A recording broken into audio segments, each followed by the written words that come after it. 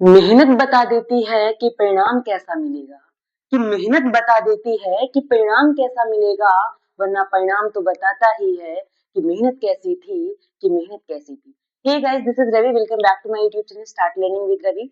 जैसा कि guys board exam बहुत ही पास आ चुके हैं और क्या आप सभी के मन में भी ये सवाल चल रहे हैं कि अब क्या पढ़ें, इतना सारा सिलेबस कैसे मैनेज करें, क्या अभी भी हमारे मार्क्स बढ़ सकते हैं? अगर आपके दिमाग में भी ये सवाल चल रहे हैं तो गाइस आप बिल्कुल सही जगह पर आए हैं गाइस। आज हम बात करने वाले हैं बोर्ड एग्जाम 2026 क्लास 10th की स्ट्रेटेजी के बारे में गाइस, और साथ ही हम इस वीडियो के एंड में ये भी बताएंगे कि आपको हमारे इस चैनल से क्या क्या मिल सकता है क्लास 10th के मटेरियल में, स्टडी मटेरियल में क्या क्या आप यहाँ से पढ़ सकते हैं। तो चलिए बिना देर करते हुए इस क्लास को स्टार्ट करते हैं। बोर्ड एग्जाम स्ट्रैटेजी 2026 यानी बोर्ड परीक्षा रणनीति 2026। हमारी जो बोर्ड परीक्षा 2026 में 18 फरवरी से शुरू होने वाली है, उसकी रणनीति के बारे में आज की क्लास में हम बात करेंगे। जो ज्यादातर स्टूडेंट के दिमाग में क्वेश्चन चलते रहते हैं, उन्हीं क्वेश्चंस को आज हम लेकर आए हैं और आप सभी को बताने वाले हैं कि आखिर इन सभी का सोल्यूशन क्या है, आप किस तरह से अपने टाइम को मैनेज कर सकते हैं। देखिए, पहला क्वेश्चन है जो कि बहुत इंपॉर्टेंट सवाल है कि व्हाट टू स्टडी, आप क्या पढ़े या क्या पढ़ना चाहिए हमें।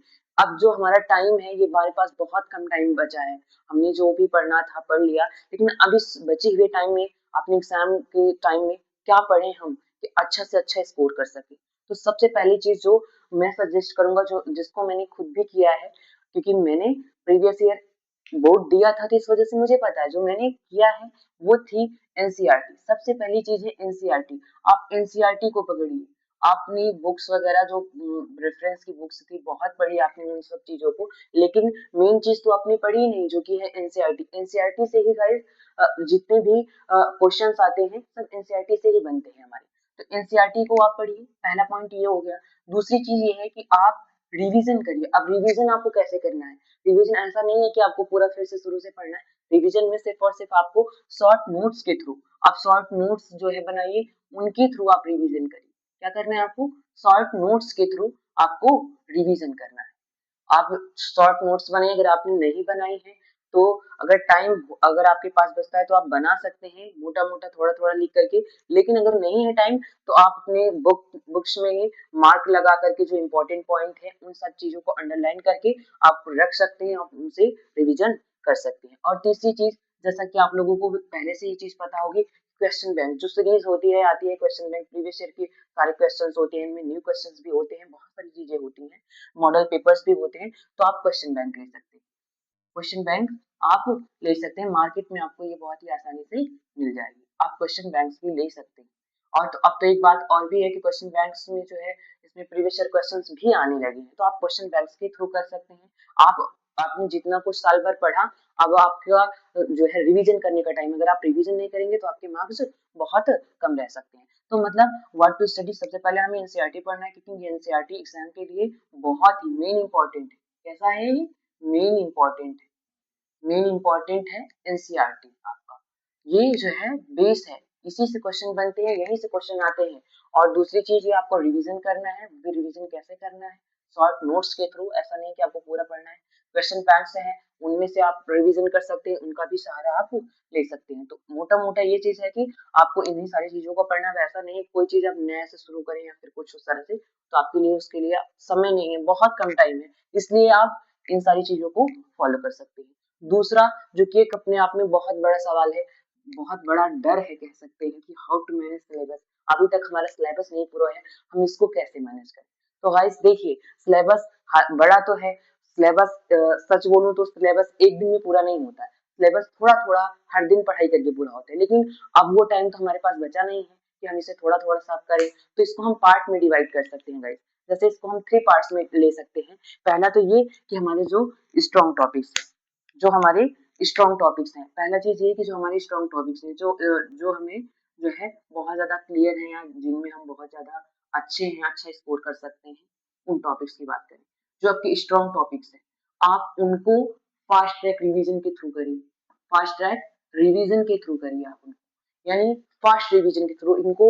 जो आपके स्ट्रॉन्ग टॉपिक्स है, जिनको आपने पहले से बहुत अच्छे से पढ़ा है, जो आपको बहुत अच्छे से आते हैं, उनका फास्ट रिवीजन करिए। और दूसरी चीज वो होती है जो आपके एवरेज टॉपिक है, कैसे टॉपिक? एवरेज टॉपिक, जो कि आपको मतलब कि आता तो है लेकिन आपको बिल्कुल उसमें आप परफेक्ट नहीं है कि ये मतलब बहुत अच्छे से समझ में आए। एवरेज है मतलब थोड़ी बहुत चीजें समझ में भी आएंगी, थोड़ी चीजें नहीं भी आएंगी, तो वो आपकी एवरेज टॉपिक्स में काउंट होगी। तो आपके जो एवरेज टॉपिक्स हैं आपको उनको कैसे करना है, उनको देखिए, उनको भी रिवीजन करना है, उनको भी पढ़ना है, उनको आपको सेव करके रखना है, बचा के रखना है। कैसे करके रखना है? सेव करके रखना है। वही आपको बोर्ड्स में अच्छा मार्क्स दिला सकते हैं। तो इनको भी जो एवरेज टॉपिक्स है इनको छोड़ना नहीं है। अब अगर स्ट्रॉन्ग टॉपिक्स है, क्योंकि हमारे जो स्ट्रॉन्ग टॉपिक्स होते हैं उनको ही पढ़ने में हमारा मन बहुत लगता है, उन्हीं को हम बार बार पढ़ते हैं क्योंकि उनको पढ़ने की इच्छा भी होती है, क्योंकि वो हमें समझ में आते हैं इसीलिए। लेकिन एवरेज टॉपिक्स जो होते हैं कई बार हमें बोरिंग लग सकते हैं, कह रहे नहीं है तो हमें थोड़ा सा कम समझ में आता है, हम उससे डरते रहते हैं, उससे हटते रहते हैं, उसको छोड़ते रहे, नहीं कल पढ़ेंगे, आज नहीं पढ़ेंगे। तो वो नहीं करना है आपको। एवरेज टॉपिक्स हैं उनको भी साथ लेकर के उनको बचा के रखना है। जितना आपने पढ़ा है, जितना समझा है, उसी को अपने दिमाग में रखना है। अब अगर आपने पढ़ा है तो ठीक है, जो नहीं पढ़े उसको भी थोड़ा सा मोटा मोटा देखना है। अब बात आती है हमारे एवरेज टॉपिक्स हो गए, स्ट्रॉन्ग टॉपिक्स हो गए, लेकिन अब तीसरा जो बचता है वो हमारे वीक टॉपिक्स होते हैं, जिनमें हम बिल्कुल भी कमजोर होते हैं। उनमें मतलब वो हमें बहुत ही ज्यादा डिफिकल्ट लगते हैं, ऐसा लगता है कि ये टॉपिक्स तो हमें समझ में ही नहीं आएंगे। अब उनकी बात करें तो उनमें आपको क्या करना है? उनमें सिंपल सा आपको कुछ नहीं करना है।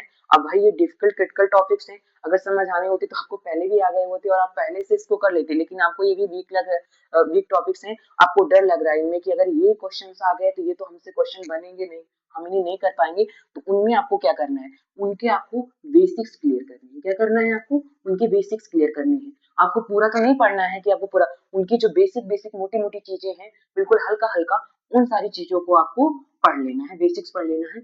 छोड़ने की गलती बिल्कुल भी मत करना कि हम इसे छोड़ दें। अगर आप उसे छोड़ देंगे तो इससे आपके रिजल्ट्स पर बहुत बड़ा इफेक्ट पड़ सकता है। तो आपको छोड़ना नहीं है, वीक टॉपिक्स को भी पढ़ना है। एवरेज टॉपिक्स जो है इनको बचा के रखना है, इनको भी बिल्कुल दिमाग में सेव करके रखना है। और स्ट्रॉन्ग टॉपिक्स जो है इनका फास्ट ट्रैक रिवीजन के थ्रू आप इनका जो है रिवीजन कर सकते हैं। हालांकि इसको आपने पहले भी अच्छे से पढ़ा है, दूसरा एवरेज और तीसरा वीक। तो इन्हीं 3 टॉपिक्स को हम दिमाग में रख के अपना सिलेबस मैनेज कर सकते हैं। अब वो टाइम नहीं है कि हम एक एक चीज फिर से पढ़ें, नए सिरे से पढ़ें। अगर आप उस तरह से करेंगे तो फिर तो हो गया काम। तो ऐसे नहीं करना है आपको। तो पहला ये चीज कि स्ट्रॉन्ग टॉपिक्स हैं उनको फास्ट ट्रैक रिवीजन के थ्रू, दूसरा एवरेज टॉपिक्स इनको सेव करके रखना है, तीसरा वीक टॉपिक्स जिनका बेसिक्स हमें क्लियर कर लेना है। छोड़ने की गलती आपको बिल्कुल भी नहीं करना है। आपको इनका बेसिक्स ही सही, लेकिन आपको इन्हें पढ़ना है। अब तीसरा सवाल जो कि बहुत बड़ा और इमोशनल सवाल है, कैन मार्क्स स्टिल इम्प्रूव? क्या अभी भी हमारे मार्क्स सुधारे जा सकते हैं, या क्या अभी भी हमारे मार्क्स में सुधार हो सकता है? तो जी हाँ, बिल्कुल ही आपके मार्क्स में सुधार हो सकता है। इसका आंसर है यस। हाँ, ये बिल्कुल पॉसिबल है, 100% पॉसिबल है, लेकिन वो आपके ऊपर है कि आप किस तरह से पढ़ते हैं। इसके लिए सबसे पहली चीज जो मैं कहूंगा, स्मार्ट स्टडी। हार्ड वर्क तो आप बहुत करते हैं, हार्ड वर्क तो बहुत करते हैं, बहुत पढ़ते हैं, लेकिन आप स्मार्ट स्टडी नहीं करते हैं। अब स्मार्ट स्टडी का मतलब क्या होता है? इसका मतलब ये होता है कि हमें ये चीज देखना है कि कौन सी चीज एग्जाम में ज्यादा पूछी जा रही है, या कौन से क्वेश्चन है जो बार बार रिपीट हो रहे हैं, उन सारी चीजों को आपको देखना है, एनालिसिस करना है। ऐसा नहीं है कि पढ़े जा रहे अरे सब कुछ पढ़े, हाँ ठीक है पढ़े हैं, ठीक है, लेकिन उसके साथ साथ आपको ये भी देखना है कि किस चीज या किस चैप्टर से ज्यादा मार्क्स के क्वेश्चन आ रहे हैं, या कौन सा चैप्टर है जिससे हमें ज्यादा मार्क्स मिल सकते हैं, या कौन से ऐसे टॉपिक्स है जिनको हम पढ़ के अपने मार्क्स को बहुत ज्यादा ला सकते हैं, ज्यादा से ज्यादा मार्क्स स्कोर कर सकते हैं। तो उन सब चीजों को दिमाग में रखते हुए आपको तैयारी करना है एग्जाम की। और दूसरी चीज, हार्डवर्क। हार्डवर्क भी होना चाहिए। ऐसा नहीं है कि आप स्मार्ट स्टडी के बारे में सोचे जा रहे हैं शॉर्टकट बिल्कुल कि हम ऐसा कर लेंगे वैसा हमारे मार्क्स, तो ऐसा नहीं है। आपको हार्डवर्क होना भी जरूरी है। तो हार्डवर्क भी करिए और साथ साथ स्मार्ट स्टडी भी करिए। तो स्मार्ट स्टडी में आपको एनालिसिस करना है कौन सा क्वेश्चन, उसके लिए आप क्या लिख सकते हैं? अनसॉल्व लिख सकते हैं। आपको मार्केट में अनसॉल्व मिल जाएगी, हर सब्जेक्ट के अनसॉल्व मिलती है, आप किसी भी प्रकार के अनसॉल्व ले सकते हैं। तो अनसॉल्व में क्या होता है ना, प्रीवियस ईयर क्वेश्चन जितने भी एक साल के जो है, एक साल में 7 सेट बनते हैं, तो सातों सेट के पर ईयर जितने भी रहेंगे वो सारी चीजें दी गई होती है। तो आप उनमें से एनालिसिस करके देख सकते हैं कि कौन सा क्वेश्चन बहुत ज्यादा बार रिपीट हो रहा है, तो उसके थ्रू आप स्मार्ट स्टडी कर सकते हैं। दूसरी चीज क्या है?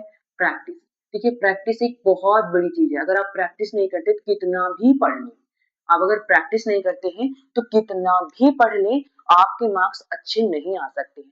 प्रैक्टिस बहुत जरूरी चीज होती है। किसी भी चीज को अगर हम पढ़ते हैं पहली बार, अगर उसको प्रैक्टिस नहीं करेंगे तो वो चीजें हमारे दिमाग से निकल जाती हैं, और जब बारी आती है लिखने की तो हमारा दिमाग काम करना बंद कर देता है। उसमें समझ में नहीं आता है कि हम इसमें लिखे क्या, और उस वक्त ये भी रह गया यार हमने तो इस टॉपिक को पढ़ा है, बहुत अच्छे से पढ़ा है, लेकिन हम लिख क्यों नहीं पा रहे। उसका रीजन ये है कि आपने उसकी प्रैक्टिस नहीं की।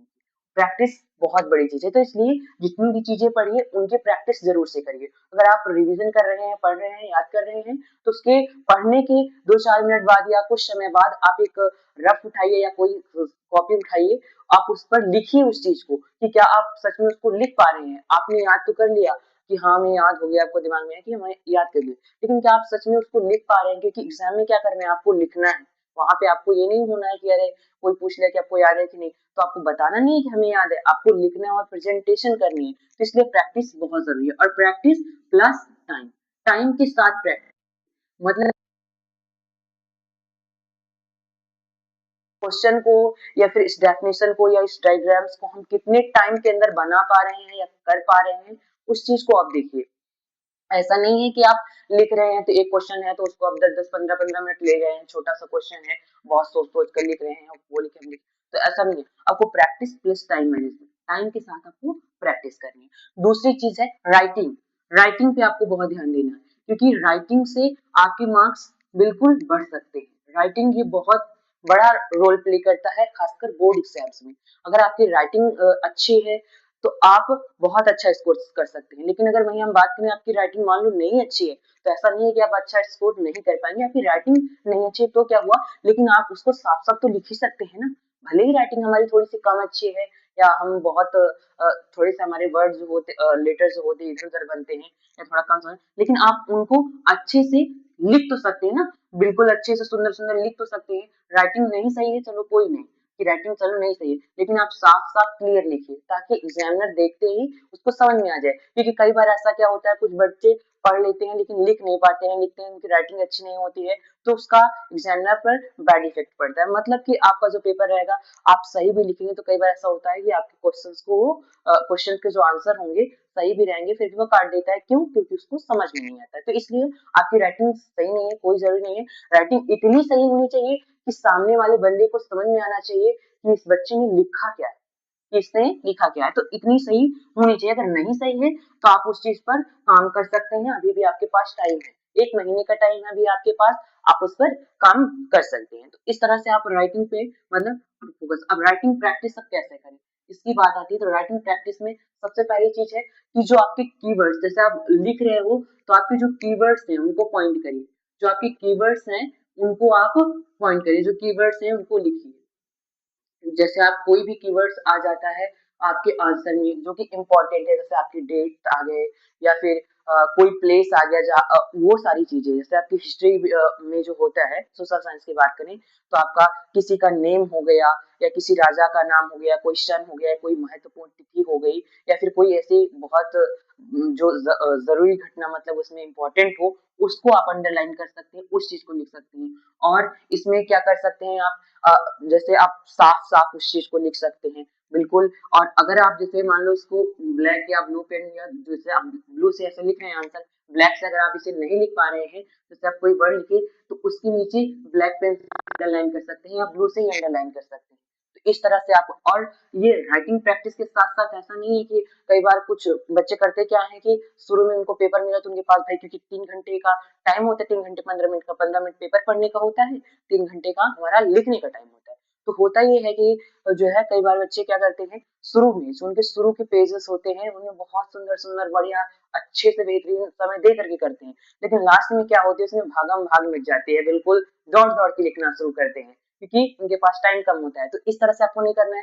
राइटिंग को बहुत ज्यादा अच्छी भी नहीं रखना है कि बिल्कुल शुरू में बहुत अच्छा सुंदर रखे और बाद में एग्जामिनर को पता चल जाए कि बच्चे ने लिखी है क्या क्या, तो उसका बैड इफेक्ट पड़ता है आपके जो है मार्क्स पर। वो आपको समझ जाएगा टीचर कि बच्चे ने शुरू में टाइम दिया लेकिन बाद में इसके पास टाइम नहीं बचा, तो वो उसका गलत परिणाम हो सकता है। तो इस तरह से आपको राइटिंग को शुरू से बिल्कुल सेम रखना है। क्या करना है राइटिंग प्रैक्टिस में, शुरू से आपको राइटिंग को सेम ही रखना है, इससे ये ना पता चले सामने वाले को कि इस बच्चे ने इधर उधर बहुत ज्यादा किया है। तो सेम रखना है, कीवर्ड्स को जो है करना है, और तीसरी चीज अंडरलाइन भी करना है, चीजों अंडरलाइन भी करना है। जैसे आप कोई हेडिंग्स वगैरह डाल रहे हैं तो हेडिंग को डाल के ऐसे ही नहीं छोड़ देना है, उसके नीचे आपको लाइन भी करना है। और दूसरी चीज ये, अगर लाइन तभी करना है जब आपके पास टाइम बचे। हालांकि इन सब चीजों पर मैं वीडियो बनाऊंगा, बाद में भी आपको बताऊंगा कि एग्जाम में कैसे लिखना है, कैसे क्या करना है, लेकिन अभी हमने मोटा मोटा आप सभी को बता दिया कि कैसे क्या करना है। तो आई होप आपको ये गाइडेंस यूजफुल लगी होगी। और दूसरी चीज एक और मुझे बात करनी है, ये बताना है कि आपको इस चैनल पर कौन से कंटेंट मिलेंगे। तो मैं आपको बता दे रहा हूँ कि अभी तक तो मैं इस चैनल पर ग्रामर पढ़ा रहा था, लेकिन जो अब से होगा वो ये जो चैनल है वो क्लास 10th के जो है बोर्ड एग्जाम पर फोकस करेगा। मतलब आपको क्लास 10 से रिलेटेड बहुत सारे क्वेश्चंस मिलेंगे, यहाँ पे बहुत सारी चीजें सॉल्व कराई जाएंगी। और ऐसा नहीं है कि कोई एक सब्जेक्ट, इस पर आपको सारे सब्जेक्ट, आपके 6 सब्जेक्ट हैं, 6 सब्जेक्ट के सारे एक एक दिन हर एक सब्जेक्ट की, जैसे अब अगर किसी दिन मैंने हिंदी क्लास दी तो अगले दिन आपको इंग्लिश की मिलेगी, फिर उसके बाद मैथ्स की मिलेगी, साइंस की, सोशल साइंस की, आर्ट्स की भी क्लास, इवन मैं ड्राइंग की भी क्लास आपको उपलब्ध कराऊंगा यहाँ पर। मतलब चूंकि मैं आर्ट्स भी बना लेता हूँ तो आपको बना के भी हम यहाँ पे दिखाएंगे कैसे आपको बनाना है, और आपके जो एमसीक्यूज आते हैं उनको कैसे सॉल्व करना है। तो सारी चीजें आपको यहाँ पे मिलने वाली हैं। और अगर आपको हमारे साथ जुड़ना है, हमारे साथ अपनी लर्निंग को बेहतर बनाना है, तो प्लीज चैनल को सब्सक्राइब करिए। और अगर वीडियो अच्छा लगा हो तो वीडियो को जरूर से लाइक कर दीजिए। तो यहाँ पर आपको क्लास 10 की सारी चीजें मिलने वाली हैं। डे बाय डे आपको एक दिन, हर दिन एक क्लास आपको क्लास 10 के ऊपर मिलेगी। मतलब आपको डेली एक क्लास मिलेगी और उसमें कुछ ना कुछ आपको अलग जरूर मिलेगा। मैं इस चीज का झूठा दिलासा नहीं दिलाऊंगा आपको कि आपके 95% या 90% पक्के ही हो जाएंगे, वो पक्के और कोई भी नहीं दिला सकता है आपको गाइस। जो आपसे कह रहा है कि आपको इतना मिल सकता है तो वो झूठ बोल रहा है आपसे। वो कोई कर सकता है तो वो आप खुद कर सकते हैं। ठीक है, तो इस तरह से हम यहाँ पे अपनी इस जर्नी को शुरू करने वाले हैं। तो आई होप आप लोग भी मेरे साथ जुड़ेंगे और अपनी लर्निंग को बेहतर बनाएंगे। तो आपको कल से जो है, यानी नेक्स्ट क्लास में से जो है आपको यहाँ पे क्लास 10 के जो मटेरियल है बोर्ड एग्जाम से रिलेटेड वो सारी चीजें मिलेंगी। तो चलिए आज क्लास को यहाँ पे एंड करते हैं। आप लोगों से मिलते हैं नेक्स्ट वीडियो में। Thanks for watching my video. Bye.